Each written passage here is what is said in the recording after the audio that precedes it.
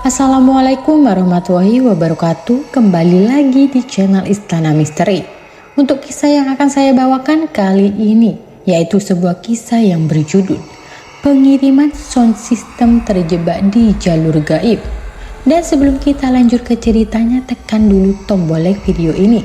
Dan jangan lupa tekan juga tombol subscribe channel ini. Nyalakan juga lonceng notifikasinya agar tidak ketinggalan cerita-cerita baru dari channel ini. Dan seperti apa untuk kisah kali ini?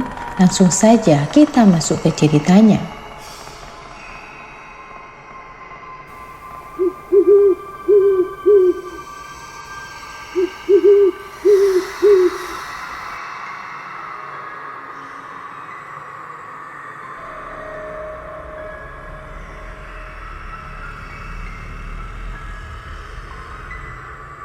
Denny, seorang pengemudi yang lebih akrab disebut pilot jet darat, sedang berada dalam situasi yang tidak biasa.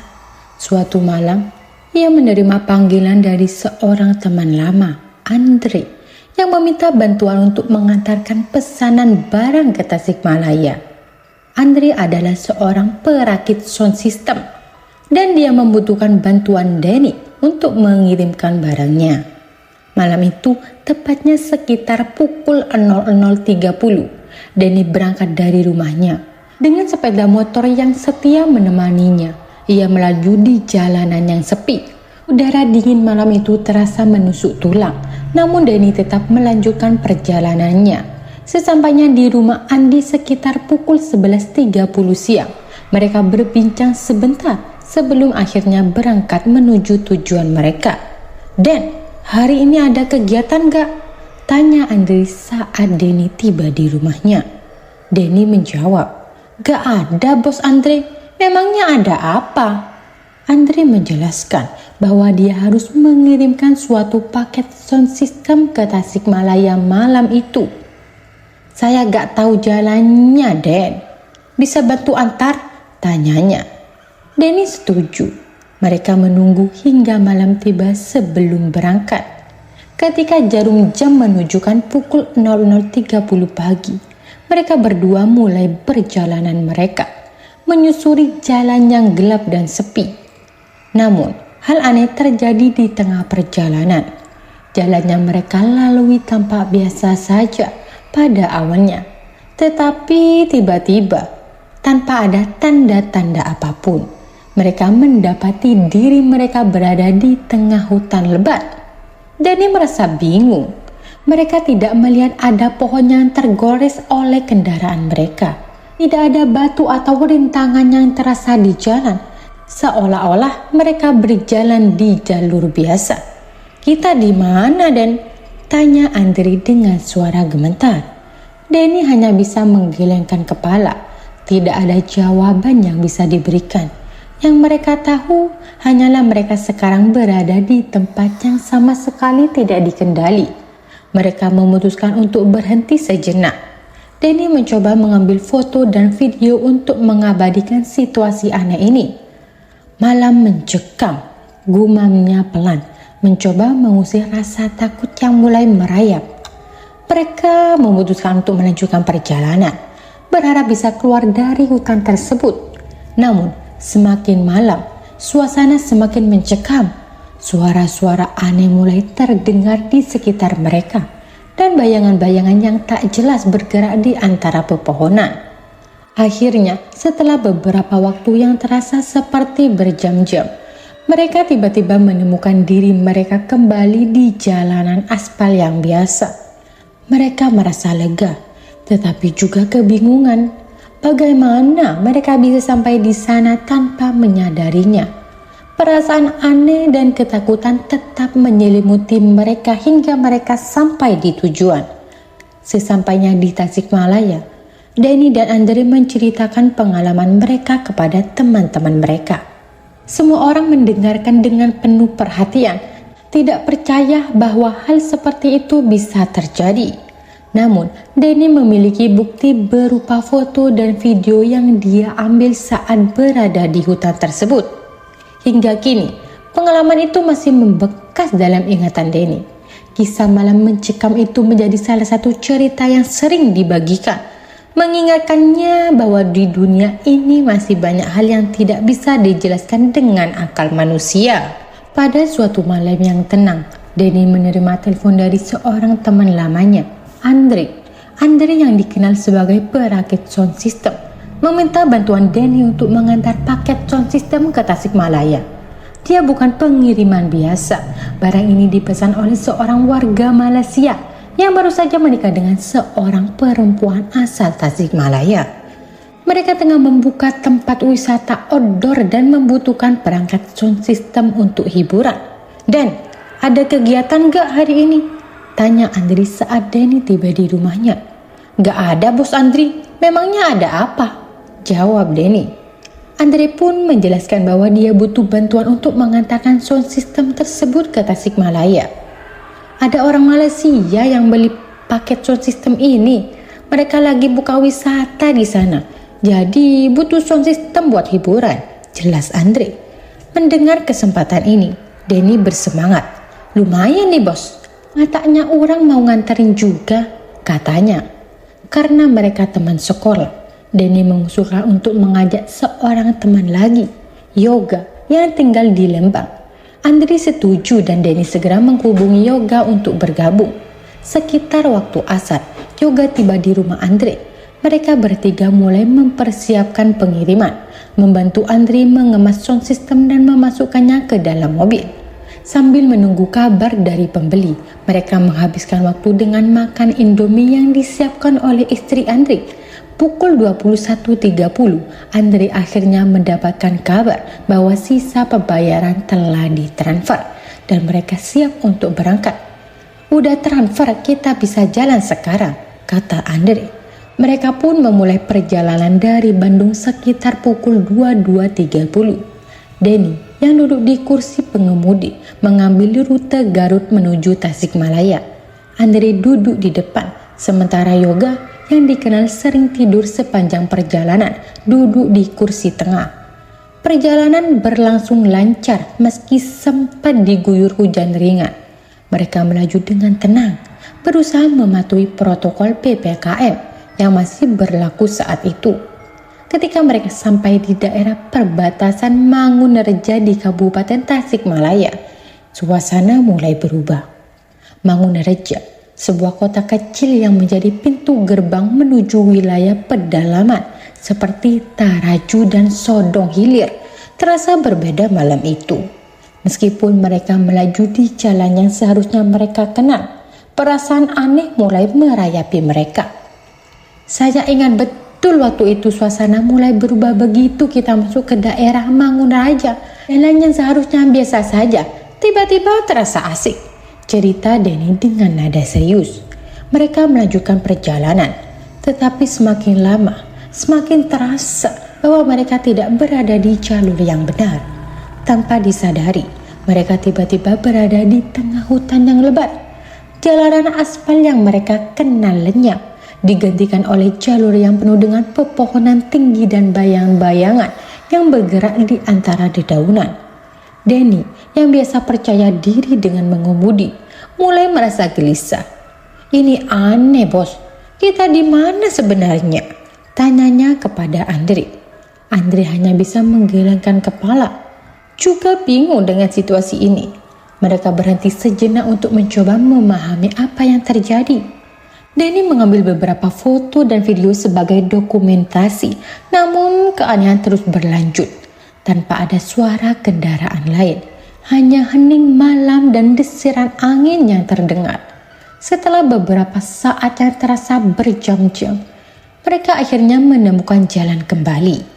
Tanpa penjelasan, mereka kembali berada di jalanan aspal yang biasa. Mereka terdiam sejenak, berusaha memahami apa yang baru saja terjadi. Alhamdulillah kita bisa keluar dari hutan itu, ucap Denny lega. Meski rasa takut masih menghantui, lanjutlah perjalanan mereka dengan sedikit kebingungan di antara teman-teman itu. Dalam gelapnya malam, perdebatan kecil terjadi antara memilih belok kanan atau belok kiri. Meskipun sedikit tegang, mereka akhirnya sepakat untuk mengikuti arahan peta yang mengarahkan mereka ke kanan. Namun, suasana mulai terasa aneh. Meski sudah mengikuti peta, jalan yang mereka tempuh seolah-olah tidak membawa mereka lebih dekat ke tujuan. Rasa khawatir mulai merayap ketika jarak tempuh yang sebelumnya hanya 30 menit, tiba-tiba menjadi lebih dari 1 jam.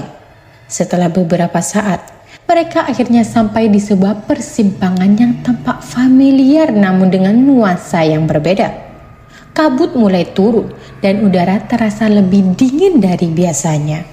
Pemandangan di sekitar mereka sepi, hanya pepohonan tinggi dan suara burung malam yang terdengar.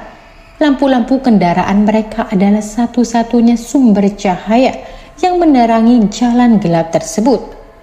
Mereka memutuskan untuk berhenti sejenak dan mencoba menenangkan diri. Andre, yang dari awal memimpin perjalanan, mencoba untuk meyakinkan teman-temannya bahwa mereka masih di jalur yang benar. Namun, rasa ragu mulai muncul di benak Yoga dan yang lainnya. Tanpa disadari, jam sudah menunjukkan waktu subuh. Mereka memutuskan untuk melanjutkan perjalanan dengan harapan segera menemukan masjid atau tempat yang bisa dijadikan patokan untuk melaksanakan sholat. Namun, semakin jauh mereka melangkah, semakin aneh rasanya. Tiba-tiba suara azan subuh terdengar dari kejauhan. Suara itu seolah-olah memandu mereka. Tapi anehnya, mereka tidak bisa menemukan asal suara tersebut. Mereka terus melangkah mengikuti suara azan itu, berharap menemukan masjid yang mereka cari. Namun, semakin mereka berjalan, semakin mereka merasa seperti berputar-putar di tempat yang sama. Rasa cemas dan takut mulai merasuki hati mereka. Namun mereka berusaha untuk tetap tenang. Mereka tahu di tengah kegelapan dan kesunyian malam, sesuatu yang tidak terlihat mungkin sedang mengawasi mereka. Saat itulah mereka menyadari bahwa perjalanan ini bukan hanya sekedar berjalan biasa. Sesuatu yang tidak mereka mengerti seolah-olah sedang menarik mereka ke dalam dunia yang berbeda. Dunia yang penuh misteri dan ketidakpastian. Apakah mereka akan berhasil mencapai tujuan mereka? Atau justru terjebak dalam lingkaran misteri yang tak berujung? Mereka terus berjalan meskipun perasaan semakin tidak nyaman. Jalur yang seharusnya mereka ikuti menurut peta tampak aneh. Setelah memilih belok kanan, mereka mulai mendapati jalanan yang semakin tidak biasa. Aspal yang mulanya mulus berubah menjadi jalan yang lebih buruk dengan sedikit rumah penduduk di sekitarnya. Rumah-rumah itu terlihat berjauhan. Tidak ada kendaraan lain yang melintas. Hanya beberapa motor kampung yang lewat. Ketika mereka terus mendaki jalannya semakin rusak, GPS di ponsel mereka mulai mengalami gangguan. Panah petunjuk arah yang biasanya stabil kini malah bolak-balik seperti tidak tahu kemana harus pergi. Meskipun sinyal ada, perangkat mereka tetap mengalami error. Mereka saling memastikan bahwa peta yang mereka lihat menunjukkan arah yang sama, tetapi GPS-nya terus saja bermasalah. Andre yang berada di depan memutuskan untuk terus berjalan dengan harapan sinyal akan membaik di depan. Namun di balik keyakinannya, Andre juga mulai merasa ada yang tidak beres. Jalan yang seharusnya membawa mereka mendekati tujuan malah terasa semakin menjauh. Meski begitu, mereka terus berjalan karena waktu sudah mendesak. Mereka harus segera sampai untuk mengantor sound system yang akan digunakan siang itu. Saat mereka semakin jauh masuk ke jalan yang sepi, ponsel mereka benar-benar kehilangan sinyal. Peta di ponsel Andre menjadi satu-satunya harapan mereka, sementara yang lain sudah mati total. Rasa khawatir mulai muncul ketika mereka sadar bahwa mereka mungkin tersesat. Di tengah perjalanan, mereka melihat seorang pria tua di depan sebuah rumah, sedang menyapu halaman. Ini adalah kesempatan mereka untuk bertanya arah. Namun, saat dipanggil, pria itu tidak merespon. Bahkan setelah dipanggil beberapa kali, Andre merasa ada yang tidak beres. Tetapi rasa cemas membuat mereka memutuskan untuk terus berjalan. Mereka tidak bisa menunggu lebih lama lagi karena waktu terus berjalan dan mereka semakin jauh dari jalan yang mereka kenal. Pada satu titik, peta di ponsel Andre mengarahkan mereka untuk belok kiri. Mereka pun mengikuti arahan itu. Namun, anehnya belokan kiri itu terasa seperti membawa mereka berputar-putar di tempat yang sama. Kegelapan malam dan keheningan di sekitar semakin memperkuat rasa takut di hati mereka. Akhirnya, mereka sampai di satu titik di mana jalan itu tidak lagi bisa diikuti. Andre merasa semakin tidak nyaman, tapi mereka tetap mengikuti arahan GPS yang terus meminta mereka belok kiri. Mereka mulai merasakan ada sesuatu yang salah, sangat salah. Rasa takut yang tadi tersembunyi kini mulai muncul ke permukaan. Seolah-olah ada kekuatan tidak terlihat yang mencoba menghalangi mereka mencapai tujuan. Dengan perasaan tak menentu, mereka sadar bahwa mereka mungkin telah memasuki wilayah yang bukan hanya asing, tetapi juga berbahaya. Tanpa mereka sadari, malam itu mungkin akan membawa mereka ke tempat yang lebih gelap dari yang mereka kira. Situasi semakin mencekam ketika mereka merasa telah memasuki area yang aneh dan tidak dikenal. Awalnya, jalan yang mereka tempuh terasa mulus, tetapi tiba-tiba berubah menjadi jalan yang terjal dan tidak terawat, seperti mengalami penurunan yang tajam. Ketika Andre meminta mereka berhenti, mereka mengamati bahwa jalan di depan tampak semakin menyempit dan gelap, hanya diterangi oleh lampu mobil dan senter. Dalam kegelapan malam, Andre turun dari mobil dan memeriksa jalan dengan senter. Dia memandu mereka dengan hati-hati, khawatir ada jurang di sisi jalan. Mereka merasa semakin waspada, terutama karena jalanan yang menyempit dan keadaan mobil yang mulai terasa tidak stabil. Setelah beberapa waktu, Andre meminta mereka berhenti lagi dan turun untuk memeriksa keadaan jalan. Begitu turun, mereka menyadari bahwa jalan yang tadinya mereka telusuri tampaknya berbeda dari yang mereka ingat. Jalan itu kini terlihat seperti berada di tengah hutan, dan rumah-rumah yang sebelumnya ada tidak tampak lagi. Sambil menelusuri jalan, Andre menyadari bahwa mereka mungkin telah tersesat. Hutan di sekitar mereka sangat rapat, dan suasana semakin mencekam. Rasa takut dan kekhawatiran semakin menyelimuti mereka, terutama karena mereka tidak bisa lagi melihat tanda-tanda kehidupan seperti rumah atau kendaraan lain. Andre meminta mereka untuk memeriksa lebih lanjut, tapi situasi semakin membingungkan.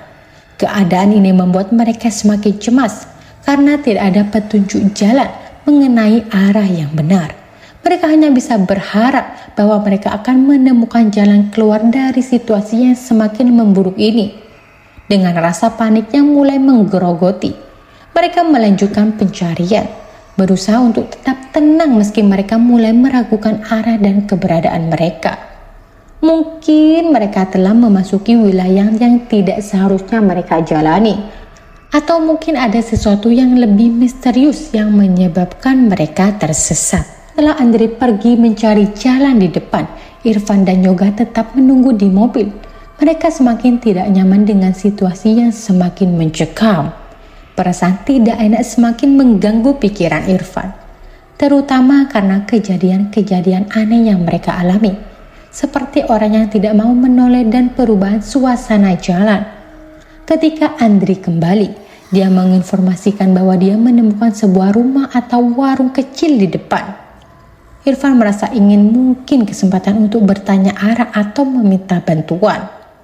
Meskipun saat itu sudah pagi buta dan suasana sekitar sangat tenang, Irfan memutuskan untuk mendekati warung tersebut dengan hati-hati.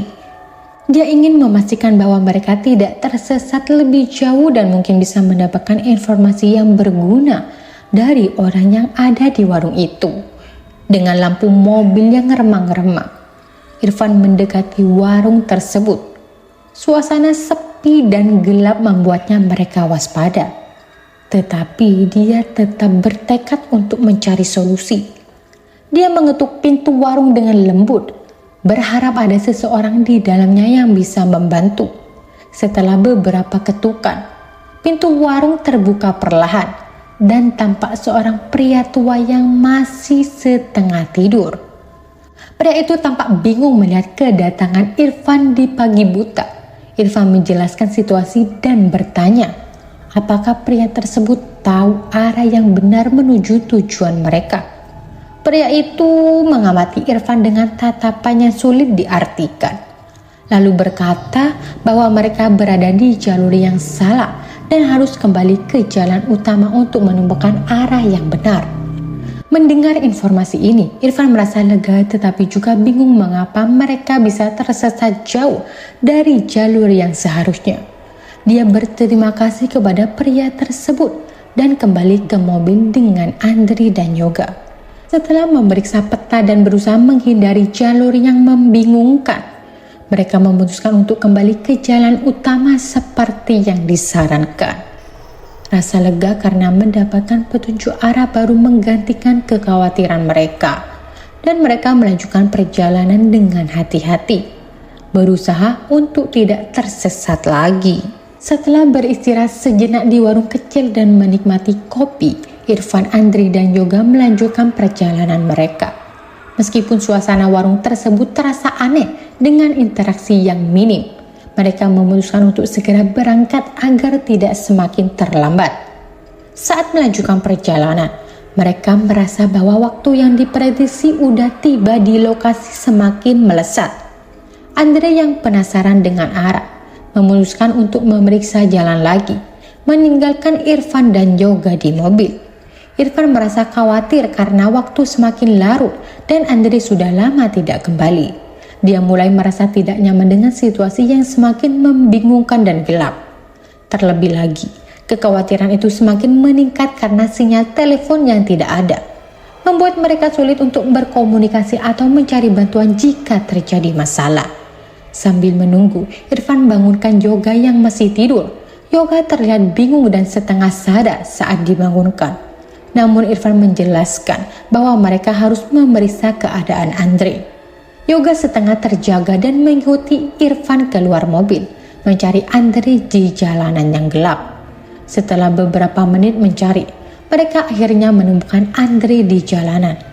Andri terlihat sedikit bingung, namun dia menginformasikan bahwa dia belum menemukan jalan yang tepat dan merasa agak tersesat. Irfan merasa lega melihat Andri kembali, tetapi juga merasa frustasi karena waktu yang terbuang. Mereka semua kembali ke mobil dan memutuskan untuk melanjutkan perjalanan.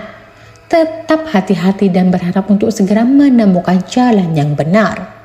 Meskipun situasi terasa tidak nyaman, mereka terus maju dengan harapan agar segera mencapai tujuan mereka.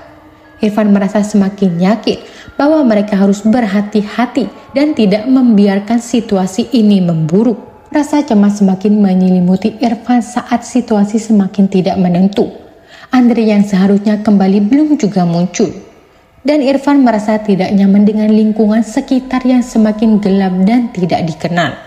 Ketika Irfan memutuskan untuk menyusul Andri, dia merasa semakin khawatir. Jalanan yang awalnya mulus kini berubah menjadi jalur tanah dan bebatuan. Dia menutup mobil, menguncinya dan mulai berjalan dengan lampu jauh mobilnya menyala. Di kejauhan, Irfan melihat sosok yang tampaknya adalah Andri, berdiri di tengah jalan dengan kabut yang membuat visibilitas menjadi buruk. Saat mendekat, Irfan terkejut melihat sosok tersebut tampak berbeda dari Andri yang dikenalnya. Sosok itu tidak berdiri tegak, melainkan dalam posisi yang aneh yang menyerupai sesuatu yang mirip berubah. Kaget dan panik, Irfan memutuskan untuk segera kembali ke mobil. Dia berlari dengan cepat, berusaha menjauh dari sosok tersebut dan menuju ke mobil. Namun, ketika dia sampai di mobil, dia mengalami kesulitan membuka pintu karena kunci remote tidak berfungsi. Akhirnya, pintu terbuka dan Irfan masuk ke dalam mobil dengan cepat, mengunci semua jendela dan pintu. Di dalam mobil yang gelap dan berembun, Irfan mencoba menenangkan diri sambil membaca doa. Ketika dia mulai merasa sedikit tenang, terdengar suara memanggil namanya dari luar mobil. Suara itu jelas milik Andre, tetapi Irfan masih ragu untuk membuka jendela. Suara tersebut terus memanggil dan mengetuk kaca mobil, menambah rasa cemas Andre. Dengan hati-hati, Irfan membuka sedikit jendela dan melihat Andre berdiri di luar dengan ekspresi bingung dan lelah. Andre terlihat seperti sedang mencari sesuatu dan tampaknya tidak menyadari apa yang telah terjadi. Irfan membuka pintu mobil dan Andre segera masuk dengan penampilannya sama sekali berbeda dari sebelumnya. Tidak ada kesan yang aneh atau menyeramkan, hanya kelelahan. Andre menjelaskan bahwa dia sempat kehilangan arah dan bingung. Namun, dia tidak mengalami kejadian aneh seperti yang dirasakan Irfan. Irfan merasa lega mendengar penjelasan Andre, tetapi tetap merasa bahwa kejadian tersebut sangat mencurigakan. Mereka memutuskan untuk melanjutkan perjalanan dengan hati-hati, tetap waspada terhadap lingkaran sekitar dan berdoa agar tidak mengalami kejadian serupa. Irfan berusaha untuk tidak terlalu membebani Andre dengan cerita tentang apa yang dia lihat. Tetapi rasa cemas dan ketidaknyamanan tetap menghantui pikirannya, hingga akhirnya mereka sampai di tujuan. Keadaan semakin kacau saat Irfan dan Andre kembali ke mobil. Setelah mengunci mobil, Andre mulai menjelaskan apa yang terjadi. Dia mengaku bahwa dia juga melihat sesuatu yang aneh, tetapi tidak sempat menjelaskan dengan detail. Sementara itu, Irfan merasa perlu memberitahu Andre tentang apa yang dia lihat sebelumnya, yaitu sosok menyerupai rubah. Namun sebelum dia bisa melakukannya, suasana di dalam mobil semakin tegang. Andre dan Irfan mulai berdiskusi tentang kejadian aneh, dan Andre menyebutkan bahwa Yoga yang sebelumnya disuruh untuk menyusul mereka tidak kunjung kembali. Irfan merasa khawatir karena Yoga adalah orang yang penakut dan mungkin panik jika menghadapi situasi aneh. Saat mereka membuka jendela mobil sedikit untuk merokok, Irfan dan Andre mendengar suara teriakan dari jauh. Irfan menduga bahwa suara tersebut adalah milik Yoga yang sedang panik. Mereka segera turun dari mobil untuk mencari Yoga. Dan saat itu, Yoga tiba-tiba muncul dengan nafas yang tersengal-sengal dan terlihat sangat ketakutan. Yoga menjelaskan bahwa dia sempat melihat sosok yang mirip dengan Andre dan mengira itu adalah Andre. Namun saat dia mendekati sosok tersebut, ternyata tidak ada orang di sana. Yoga kemudian lari ketakutan dan kembali ke mobil. Tapi dia tidak sempat menjelaskan lebih lanjut sebelum dia akhirnya sampai. Andre yang mendengar cerita Yoga merasa semakin khawatir. Irfan juga merasa tidak nyaman dan mulai menceritakan kembali pengalamannya melihat sosok yang mirip berubah. Mereka semua merasa ada sesuatu yang salah dengan tempat itu. Sambil berusaha menenangkan diri, Andre berusaha menjelaskan bahwa mereka harus tetap waspada. Irfan merasa lega karena Yoga akhirnya kembali dengan selamat. Meskipun dia masih merasa ketidaknyamanan dari pengalaman yang baru saja mereka alami. Akhirnya, mereka memutuskan untuk menunggu hingga matahari terbit sebelum melanjutkan perjalanan. Mereka tetap berada di dalam mobil, menjaga keamanan mereka dan saling berbicara untuk menghilangkan rasa takut. Mereka berharap kejadian aneh ini hanya merupakan efek dari kelelahan dan stres. Dan semoga tidak ada hal yang lain mengancam keselamatan mereka. Irfan dan Andre memutuskan untuk tetap di dalam mobil hingga pagi hari. Ketika suara azan subuh mulai terdengar, mereka merasa sedikit lebih tenang karena adanya tanda-tanda pagi yang muncul. Mereka mulai melihat cahaya matahari yang perlahan mulai ke celah-celah pohon. Dengan rasa hati yang mulai cemas, mereka memberanikan diri untuk keluar dari mobil. Saat mereka keluar, suasana pagi di hutan mulai terlihat. Mereka menyadari bahwa mereka benar-benar berada di tengah hutan, tanpa adanya tanda-tanda pemukiman atau aktivitas manusia di sekitar. Ketika mereka mulai berusaha mencari jalan keluar, mereka bertemu dengan seorang bapak tua yang sedang berjalan di jalan setapak. Bapak tua itu awalnya menanyakan apa yang mereka lakukan di sini. Irfan menjelaskan bahwa mereka tersesat dan mencari alamat.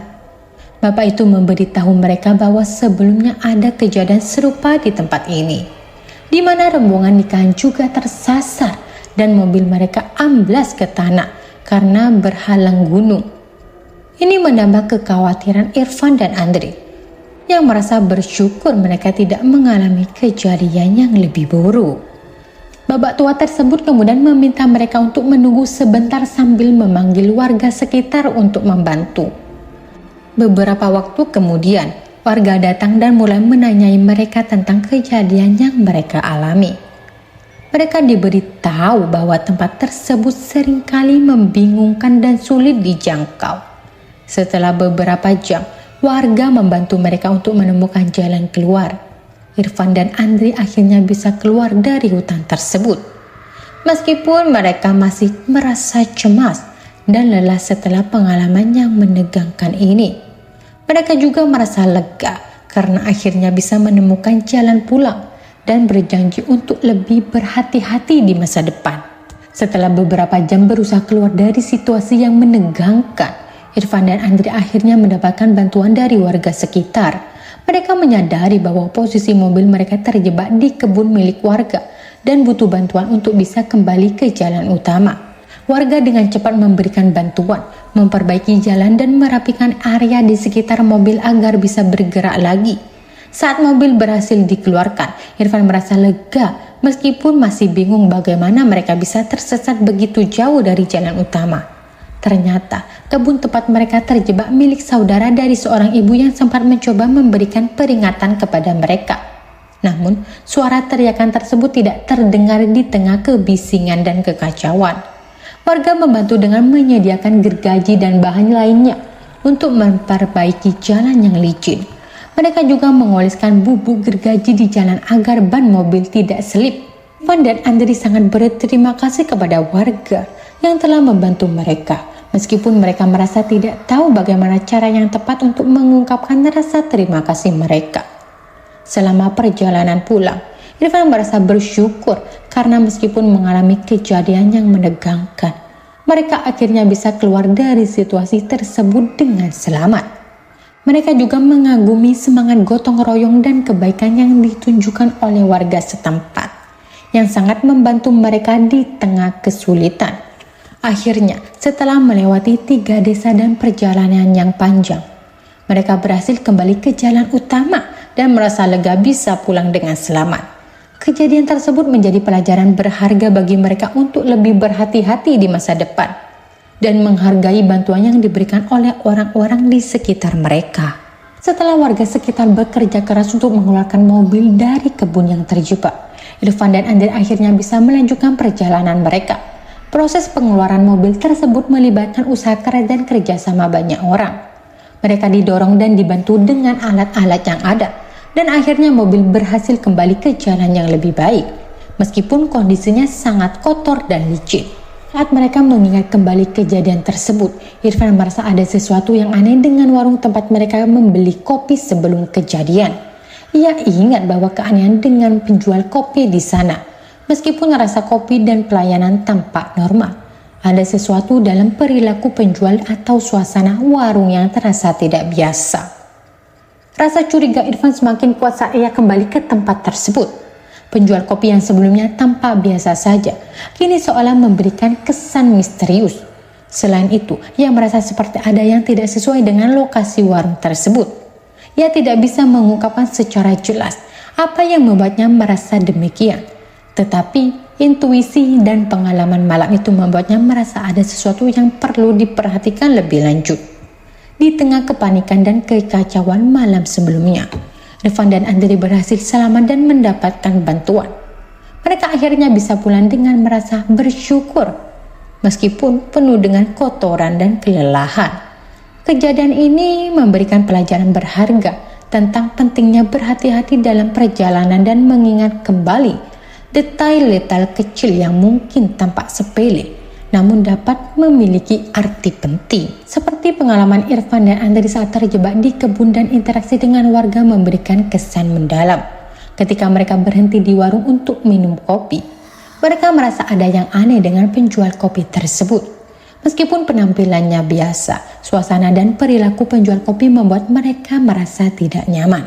Setelah mereka selesai dibantu oleh warga, mereka menyadari bahwa kejadian mungkin bukan yang pertama kali terjadi di area tersebut. Warga lokal memberitahu bahwa tempat itu memang dikenal angker dan pernah terjadi insiden serupa sebelumnya, seperti rombongan dari Depok atau Bekasi yang juga mengalami masalah di tempat yang sama. Mereka merasa bersyukur masih bisa selamat. Selama proses membersihkan dan mempersiapkan mobil untuk melanjutkan perjalanan, si bapak yang mereka temui di kebun sempat memberikan nasihat dan peringatan. Dia bahkan melakukan ritual tertentu dengan menyiramkan air di sekitar mobil mereka. Mungkin untuk menghindari masalah lebih lanjut atau sebuah bentuk perlindungan. Ketika Irfan dan Andre akhirnya menjalankan perjalanan, mereka diingatkan untuk lebih berhati-hati. Pesan dari si bapak yang peduli dengan tindakan-tindakan kecil seperti ini menunjukkan betapa pentingnya kepekaan dan perhatian terhadap lingkungan sekitar. Ternyata pengalaman Irfan dan Andre ini benar-benar penuh tantangan setelah mereka berhasil keluar dari situasi terjebak di kebun. Mereka merasa lega namun masih terpengaruh oleh kejadian aneh yang mereka alami. Meskipun mereka harus melanjutkan perjalanan untuk mengantarkan barang, pengalaman itu meninggalkan kesan mendalam pada mereka. Di perjalanan pulang mereka mendokumentasikan kejadian tersebut sebagai bukti nyata dari apa yang mereka alami. Dokumentasi ini bukan hanya untuk dilihat oleh orang lain, tetapi juga sebagai cara untuk memberitahu keluarga mereka agar tidak khawatir jika mereka tidak dapat menghubungi. Ketika mereka melanjutkan perjalanan dan sampai di lokasi tujuan, mereka diberitahu bahwa area tersebut adalah wilayah yang dikenal rawan dan sedikit angker, terutama di Kampung Taraju, dekat perbatasan Singajaya dan Garut. Jalur yang mereka lalui adalah jalur alternatif yang hanya digunakan saat jalur utama macet dan memang memiliki reputasi mistis. Mereka juga menemukan bahwa wilayah tersebut jarang dilalui sehingga sepi dan tidak banyak yang tahu tentang jalur tersebut. Ketika mereka akhirnya sampai di lokasi dan menjelaskan situasi kepada pihak keluarga pemilik usaha, mereka disambut dengan baik. Keluarga pemilik usaha yang merupakan orang Malaysia dan memiliki istri dari daerah tersebut memahami kondisi yang mereka alami dan menjelaskan bahwa kampung tersebut memang rawan dan tidak banyak yang mereka berani masuk ke sana. Akhirnya, setelah mengalami perjalanan yang penuh dengan ketegangan dan kejadian mistis, Irfan dan Andre bisa melanjutkan perjalanan pulang dengan selamat. Meskipun mobil mereka mengalami kerusakan, mereka merasa bersyukur karena pengalaman tersebut membuka mata mereka tentang adanya hal-hal yang mungkin tidak bisa dijelaskan secara logika, namun sangat nyata dalam kehidupan sehari-hari. Baik teman-teman, sekian untuk kisah kali ini. Bagaimana menurut kalian tentang kisah ini? Tulis di kolom komentar. Dan buat teman-teman yang baru bergabung, jangan lupa untuk like, komen, share, serta subscribe channel ini.